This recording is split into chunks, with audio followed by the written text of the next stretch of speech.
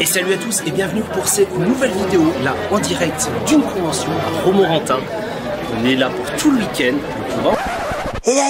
Attends, cette vidéo tu l'as déjà faite, c'est celle de la dernière fois. Oui, non, bah attends, ça va pas être comme ça. C'est qu'en fait là on va parler de l'interview avec la voix française de Mitsuha et de Arya, qui jouent dans Game of Thrones. Ah bah oui, mais pourquoi tu commences comme ça? Bah, c'était pour introduire, parce qu'on va être dans la vidéo toujours à anime focal. Ouais, bon allez, générique.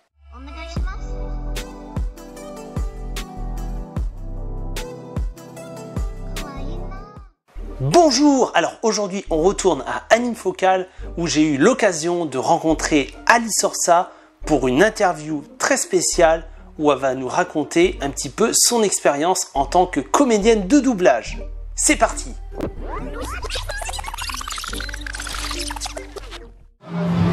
Qui es-tu? Je suis Arya dans Game of Thrones, je suis aussi une fille qui n'a pas de nom. Je suis Mitsuha dans Your Name, Muge dans Loin de toi, près de moi. Non, c'est le contraire, loin de moi, près de toi. Et ça fait déjà pas mal. Qui es-tu vraiment? Qui je suis vraiment? Je suis Alice Orsa, je suis comédienne, je fais beaucoup de doublage et j'ai l'honneur et le plaisir d'interpréter tous ces personnages dans vos séries et films préférés. Donc du coup, ouais, comme tu as dit, tu fais beaucoup de doublages, tu es comédienne, tu fais des doublages donc dans Your Name, hein, tu as fait le rôle de Mitsuha, mais on peut aussi te retrouver dans des films où tu as aussi joué dans le monde fantastique d'Oz, où tu joues la petite poupée. Exactement, voilà. Tout à fait. J'ai été surpris d'ailleurs, j'avais fait des recherches, j'ai dit ah ouais d'accord c'était elle. J'avais 13 ans. T'avais 13 ans, ouais. D'accord, ça date ouais. Et du coup, on te voit dans des séries donc comme Arya dans Game of Thrones, mais aussi tu as joué aussi des petites apparitions de petits rôles, comme par exemple Prison Break, où tu jouais la fille de Franklin. Oui, exactement. Et ça, c'était, je crois, mon deuxième rôle en doublage. D'accord. Vraiment, j'ai commencé le doublage très très tôt et mon premier rôle, c'était dans une série qui s'appelle Medium. C'était Bridget, l'une des 3 filles de l'héroïne. Et ensuite, ça a été Prison Break. D'accord. Donc j'ai assez peu de souvenirs en réalité de Prison Break. Ouais, bon après, elle n'a pas beaucoup parlé. Hein. Bon, c'est vrai que je connais très bien la série et c'est vrai que ouais, elle a fait quelques petites apparitions dans la série. Est-ce que tu peux nous dire comment t'es venue l'idée de devenir comédienne de doublage? Alors, j'ai commencé très très tôt, j'ai commencé à 6 ans, donc je me suis pas tellement posé la question. À 6 ans, on se pose pas réellement la question de ce qu'on va faire plus tard. On se dit je vais être vétérinaire et actrice et mannequin et Miss France et astronaute et on veut être tout. Et moi, je me rappelle, aussi loin que je me souviens, je faisais des scènes toute seule dans ma chambre. Je me mettais des costumes parce que j'aimais bien les costumes. J'en demandais à mes anniversaires et à Noël. Et t'aimais bien jouer des rôles de personnages. C'est ça, et je faisais plein de scènes, mais même parfois juste toute seule dans ma chambre au fond de l'appartement. Alors, j'ai connu ça parce que je faisais la même chose aussi quand j'étais plus jeune. J'étais toujours en train de me déguiser, de jouer des rôles. Je me mettais en petite mamie, en petit papy, je faisais n'importe quoi et c'était assez drôle. Je sais que c'est quelque chose que j'aime beaucoup. Ouais, mais du coup il y a une logique là-dedans. Sinon, comment j'y suis arrivée, parce qu'on n'arrive pas à 6 ans comme par hasard sur un plateau de doublage. Oui, comment on devient par exemple, moi je veux devenir comédien de doublage, comment je fais? Alors moi j'ai pas un parcours typique. C'est-à-dire que je suis tombée dans la marmite, mes parents sont tous les deux comédiens. À l'époque, ils n'étaient pas encore directeurs artistiques. Directeurs et directrices artistiques, c'est ceux qui dirigent les VF des séries et des films et de tout. À l'époque, ils n'étaient pas du tout directeurs artistiques, ils le sont devenus plus tard. Mais en gros, mes parents sont comédiens. Et à un moment, il y avait une directrice artistique, Nathalie Rimbaud, qui était une femme géniale, très drôle et adorable. Et qui venait de recevoir la série Medium, donc pour M6, et elle cherchait des vraies petites filles pour doubler les filles de l'héroïne. Et un moment comme ça, elle appelle mon père pour tout à fait autre chose, et elle tombe sur le répondeur de mon père. Faut savoir qu'à l'époque, C'était toi qui avais fait la voix du répondeur. je faisais les voix de répondeur de mon papa. D'accord, excellent. Et je disais oui bonjour papa, il peut pas vous parler, il est en train de muter en Pokémon légendaire. Ou en fonction de la mode, à un moment il y a eu la tectonique, donc c'était D'accord. oui bonjour papa, il peut pas vous parler, il est en train de danser la tectonique. Ça n'a pas duré très longtemps comme répondeur. Oui. Mais voilà, elle est tombée là-dessus et elle a demandé à mon père, dis donc ta fille elle ferait pas du doublage Et papa lui a dit bah non, elle en fait pas, mais si tu veux je lui demande si elle veut essayer. Et du coup, C'est cool. il m'a demandé tu veux essayer? J'ai fait oui, je veux essayer, je veux faire le métier de papa et maman. Et puis, Excellent, excellent. et puis comme j'étais plutôt bonne comédienne, parce à 6 ans on se pose pas vraiment de questions. C'est ça, tout à Après, fait. il y a des enfants qui sont beaucoup plus inhibés, beaucoup plus timides, où tu vas les mettre devant un micro, ça va les paralyser. Je Ouais. ne faisais pas partie de cette catégorie-là, je faisais partie de la catégorie qui donne tout devant le micro parce que c'est ton espace de jeu. Et c'est comme jouer, en fait, dans la cour de récré, quand on va se voir et qu'on se dit « Bon, on va jouer au Totally Spice, toi on va dire que tu serais Sam, moi on va dire que je serais Alex, et toi... » C'est un peu la même chose, Ouais, sauf ouais. que bah voilà, il y a Kouloulou qui tombe. Non. Voilà, c'est un peu comme ça. Et puis au fur et à mesure, tu apprends que ça peut devenir un métier et tu dis tiens, j'aimerais bien en faire mon métier. Ah, nice. Vraiment très intéressant comme parcours. Et donc, du coup, en parcours à peu près traditionnel, comment ça se passe donc pour devenir comédien de doublage? Alors le parcours traditionnel, c'est d'abord d'être comédien. Parce que avant d'être comédien de doublage, ou encore pire doubleur ou doublure, ce qu'on ne veut pas entendre, on dirait un prof, je ne veux pas entendre ça. C'est ça. Avant d'être comédien en doublage, on est comédien.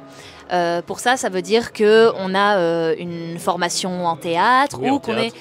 En fait, qu'on sait, voilà, pour déclencher telle émotion, il faut que j'aille dans Voilà, cette zone-là. faut savoir, en fait, je pense, ajuster sa voix en fonction des émotions, faire ressentir. Ça, oui, Et oui. Ça par passe exemple- aussi par le corps, Oui, tout évidemment. Parce que, en fait, avant d'être comédien dans la voix, on est comédien aussi dans le corps. Et le corps est très très important, même quand à l'arrivée on n'entend que la voix. Donc la première chose, c'est d'être comédien. Il n'y a pas besoin forcément de faire plein d'écoles de théâtre qui vont coûter très cher. Les conservatoires, c'est des très bonnes structures pour apprendre le théâtre. fait. Ça coûte pas grand-chose et parfois il y a vraiment des profs excellents en conservatoire. D'accord. Donc rien qu'un conservatoire, c'est super déjà pour apprendre le théâtre. Ouais. Et puis ça permet de savoir si ça nous plaît ou pas. Parce que Aussi, parfois oui. on se dit, je vais faire du théâtre, ça va m'être utile dans la vie et sur le plan personnel. Tout à fait. Et puis à l'arrivée on se dit, bon bah c'est utile et c'est agréable, mais c'est pas quelque chose que je veux faire comme métier. C'est ça. Mais ça permet de trouver pas mal de réponses déjà. Une fois qu'on a un bon bagage de comédien, Mhm. là, on va choisir de se diriger Voilà. vers l'acting caméra, le théâtre, le doublage, ces 3 branches principales Bien sûr. du métier Tout à fait. et qui sont toutes à importance égale en gros. Mhm. Et le doublage, la voix, fait partie des branches du Ah bah, métier. c'est important. Moi, je pense que de toute façon, moi qui est dans la vidéo, plus de 70% d'une vidéo, ça va être le son. Ça va Ouais. être le son. Donc, ça va être le son de la voix, les émotions, les choses qu'on va ressentir au niveau du timbre de voix. Et c'est vrai que même si on va avoir une image dégueulasse, si on a un son, qu'on entend le son, on va prendre plus de plaisir. Là, on à- entend bien là, le petit là derrière. Ouais, le petit, on l'entend bien, ouais. Il donne tout là, le petit. Il se donne, oui. Là, je pense que on a quelqu'un, on tient quelque chose là. Ouais. Et donc, une fois qu'on a ce bon bagage de comédien et qu'on va décider, tiens, j'aimerais bien me former au doublage, j'aimerais bien faire du doublage, et ben on va se diriger vers des formations. Des formations de doublage, il y en a pas mal sur Paris et sur Lyon. Ailleurs en France, c'est très C'est sur compliqué. des écoles, en fait, c'est des écoles. Il y a certaines écoles, mais on recommande pas tellement les écoles. En D'accord, fait, c'est on- vraiment apprendre sur le tas. Non, non, pas forcément, mais Ouais. il y a des formations qui ne font pas partie d'écoles, D'accord, qui sont par exemple organisées par des boîtes de production. d'accord. Et c'est des formations, tout ce qu'il y a de plus professionnel, qui font intervenir des directeurs et directrices artistiques actifs dans le métier, pour D'accord. qu'ils puissent vous entendre, pour qu'ils puissent se dire, tiens, si cette personne est mûre, je pourrais la faire travailler rapidement. Mhm. C'est aussi pratique, c'est pour faire Tout à des fait. rencontres aussi. Donc c'est vraiment non négligeable les formations. Ensuite, moi par exemple j'ai appris sur le tas, Mhm. parce que c'était aussi une époque où on pouvait enregistrer, on pouvait être nombreux dans un studio, Oui. on pouvait regarder ses compagnons travailler. Là maintenant, because condition Covid, on a le droit qu'à être à 2 maximum comédiens par Ouais, par ça plateau. ça va pas être évident. Donc c'est plus compliqué, on n'a pas le droit d'avoir des gens qui viennent assister. Avant, on pouvait avoir beaucoup de monde qui venait assister en plateau sur toutes les premières saisons de Game of Thrones. On avait des gens de l'extérieur qui venaient assister pour se former au doublage. Ah, c'est bien, c'est intéressant. Et puis, il y a eu des fuites. Donc, les clients sont devenus extrêmement méfiants. Il y a eu vraiment des fuites très importantes qui ont fait beaucoup de bruit, notamment sur Game of Thrones. Oui, sur l'histoire. C'est ça, voilà. Il y a eu des photos, des vidéos, même de prises en studio, ce qui est totalement interdit. Même quand on accueillait des gens en plateau, c'était totalement interdit. C'est dommage. Et ouais, les clients sont devenus très méfiants, ce qui fait qu'on a presque plus le droit d'accueillir des gens en plateau. Sur certaines entreprises de doublage, on a le droit. Oui, encore une petite tolérance. Et ça dépend du client. Ouais. D'accord.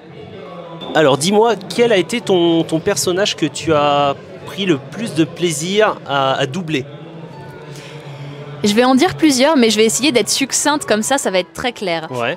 Arya pour la badassitude. Ouais. Et le fait que c'est un genre de personnage que j'avais jamais vraiment doublé avant. Ouais. Mitsuha parce que je suis une fan incontestée des films de Makoto Shinkai et que c'était un rêve quand on m'a appelé pour doubler Mitsuha. Franchement, ouais. Et dans un film récent qui est sorti sur Netflix, Muge. J'en ai parlé dans Loin de moi, près de toi. Parce que le rôle est totalement fou. Genre tu sens qu'elle a un pet au casque. Et c'est très très drôle parce que du coup elle fait des ruptures d'émotions totalement illogiques. Elle va dans des zones d'énergie incroyables auxquelles on s'attend pas du tout. Et en plus j'ai été extrêmement bien dirigée sur ce film par une directrice artistique et amie qui s'appelle Carline Heller. Et qui dirige très bien les produits japonais. Elle a une très bonne compréhension des produits japonais et c'est assez rare, mine de rien. Ouais, tout à fait. Et ça fait vraiment plaisir de travailler avec quelqu'un qui comprend le jeu japonais, qui comprend les nuances et qui se dit pas juste c'est du surjeu. C'est ça, ouais. Et c'était très agréable de travailler dans ces conditions-là et de se dire on va prendre le temps de bien faire les choses et de trouver pile l'émotion juste parce que même si elle est folle, elle est très sincère. Ouais, faudra que je regarde ça justement parce que je connais pas celui-là. C'est un film très rigolo. C'est un film romantique, mais c'est un film très rigolo. J'adore ça. Voilà, je suis un peu. Voilà. J'ai tendance à regarder des films et des séries un peu de filles. Bon, voilà, je suis faible. Mais les films n'ont pas de genre. C'est ça, tout à fait. Doubler un film. Alors, on va prendre l'exemple de Kimi no Na wa, donc Your Name.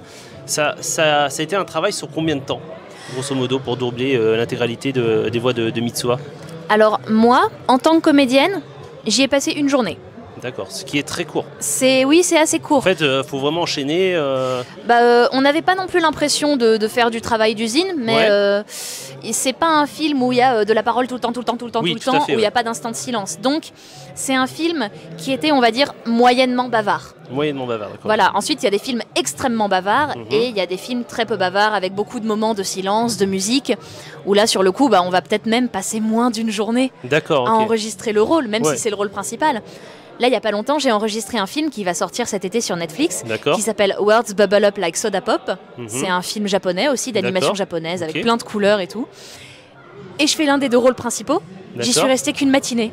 Ah ouais, effectivement. Qu'une matinée parce que c'était un film peu bavard. Ok, voilà. Ouais, donc en fait, voilà, c'est vraiment des petites périodes. C'est ça. Ensuite, c'est parce que j'ai été enregistrée toute seule. Si j'avais été enregistrée en même temps que Taki, voilà, par exemple pour les autres personnages, on y aurait certainement passé 2 jours ou 1 jour et demi. D'accord. Oui. Parce que ça prend plus de temps de faire, d'être là pour écouter les répliques de l'autre, etc. Mais c'est plus agréable pour jouer. Parce que du coup, on a la réponse de l'autre, on a l'autre dans l'oreille. On peut mieux placer, je pense, le son de la voix par rapport à la réponse et avoir meilleure l'interaction. Ouais. Tout à fait. La plupart du temps, donc sur les rôles principaux de films, quand on s'enregistre seul, donc on enchaîne toutes les scènes dans l'ordre, on en a pour en moyenne une journée. D'accord. Voilà. Ensuite, le film entier, avec tous les autres rôles, on appelle ça une session. En fait, une session d'enregistrement. Sur un film entier, ça varie entre 3 jours pour les téléfilms, donc je parle de certains téléfilms Netflix, etc. À parfois 6 à 7 jours pour les films de cinéma, les 35. D'accord. Voire plus pour d'autres 35 qui vont par exemple être des gros films Disney, des trucs comme ça. D'accord, ok. D'accord, je pensais mais tout rôle confondu, vraiment. Je pensais pas que c'était aussi court. Si, c'est assez court. Effectivement. On m'a demandé de temps en temps, mais vous avez mis que ça comme temps, je pensais que vous y auriez passé 3 mois. Ouais. Bah non. Non, Ouais, non, comme une quoi, journée ouais. pour faire les scènes Ok. et on nous demande cette efficacité-là. Ouais, bah oui. C'est pour ça qu'il faut arriver en étant comédien et en étant technicien en C'est même ça. temps. Faut avoir les deux casquettes. Exactement. Alors du coup, est-ce que tu as des petites anecdotes qu'on puisse se produire au long de tes tournages ou de tes enregistrements, des petites choses assez cocasses ou assez drôles? Alors, une grosse anecdote, pas tellement, parce Ouais. que dans l'ensemble, en doublage, ça va assez rapidement. Mhm. Donc, on n'a pas beaucoup d'occasions de se faire des grosses anecdotes. D'accord. Mais des petites anecdotes par-ci par-là, ouais, il y en a quelques-unes. Par exemple, sur un jeu vidéo en prise de vue réelle qui s'appelle Erika. Ok. C'est un genre de Oui, thriller. Je l'ai Ouais. fait, il est très très bien. Voilà, Très, très bah, bien. j'ai eu la chance de doubler une comédienne anglaise géniale qui s'appelle Chelsea Edge Mhm. et qui faisait le rôle vraiment d'une meuf super rabougrie qui fume alors qu'elle a absolument pas le droit dans un orphelinat, internat très strict de jeunes filles, etc. Et j'étais super contente de doubler cette actrice. Et j'avais pas mis du tout sur internet que j'avais doublé cette actrice encore, alors que le jeu était sorti il y a peut-être 2 semaines. D'accord. Mais j'avais pas du tout mis sur internet que j'avais doublé cette actrice. Et non, j'avais enregistré le rôle il y a 2 semaines auparavant. Ouais, d'accord. Et on m'appelle pour un rôle dans la série Vera, dans les enquêtes de Vera. Mhm. Et qui je vois sur l'écran en arrivant sur le plateau, cette même actrice que j'avais D'accord. kiffé doubler dans le jeu Ah, vidéo. excellent. Et la directrice artistique ne savait pas du tout que je l'avais déjà doublée. D'accord. Et je lui ai dit, mais je l'ai doublée il y a 2 semaines, cette meuf, et elle est géniale. Ah, et elle c'est a fait, excellent. oh, super coïncidence. Et le fait est que ça marche très bien. Sinon, qu'est-ce que j'ai d'autre? Ouais, les trucs marrants, c'est quand tu regardes une série, que tu es genre fan de la série, Ouais. et que tu te retrouves sur la série à un moment ou Ouais, un autre. tu entends ta voix, tu dis c'est moi qui parle. Non, mais même quand t'as pas encore doublé dans la série, Ah ouais, genre tout tu à- regardes une série, par exemple, moi je suis très fan de Sex Education Mhm. sur Netflix. C'est pas de l'anime, mais je suis très fan de Sex Education. Mhm. Et j'ai rencontré il y a quelques mois Philippe Arroche, qui est la directrice artistique de Sex Education. D'accord. Et il n'était pas spécialement question de lui demander est-ce que je pourrais avoir un truc sur Sex Education et tout, parce que comme mes parents sont directeurs artistiques, je vois la galère que c'est quand on te demande du boulot. Tu dis bah ouais, mais il faut que j'ai le rôle qui te convienne. On va pas mettre n'importe qui sur n'importe quel rôle, quoi. Tout à fait, ouais. Donc je trouve ça toujours un peu délicat. Enfin, j'ai toujours du mal à faire des demandes comme ça, Mhm. même si je serais dans un fangirlisme total de me retrouver Oui, sur Sex oui. Education. Et puis là, il se trouve que dans la prochaine saison de Sex Education, il y a un rôle qui arrive et ils lui ont demandé un type de comédienne bien précise. Ils lui ont demandé d'auditionner des comédiennes non binaires. Parce que le rôle n'est ni femme ni homme, le rôle est non binaire. D'accord. Et ça s'est su dans le métier, entre les directeurs artistiques, que j'étais non binaire. Et du coup, elle m'a fait passer l'essai. Et quand je suis arrivée sur le plateau et que j'ai vu écrit sur le plateau comme ça, Sex Education, j'ai fait... C'est cool, quoi. Et du coup, j'ai le plaisir de vous dire que je serai dans la prochaine saison de Sex Education. Ah, nice. Nice, félicitations. Merci. C'est cool. Et du coup, pour finir, est-ce que tu pourrais nous faire un petit extrait de Mitsuha, par exemple, dans Your Name? C'est très épique. Je peux essayer, mais ça dépend. Quel est ton nom? Quel est mon nom? Bah écoute, merci beaucoup en tout cas, merci pour cette interview. C'était Merci un à vrai toi. plaisir de te rencontrer en tout cas, et puis j'espère qu'on aura l'occasion de se revoir lors d'une éventuelle conférence, Carrément. enfin, convention. Oui, Et, l'un, l'autre. oui, voilà. En tout cas, merci à toi. Merci beaucoup. Et puis bah à bientôt. Merci. Merci, à bientôt.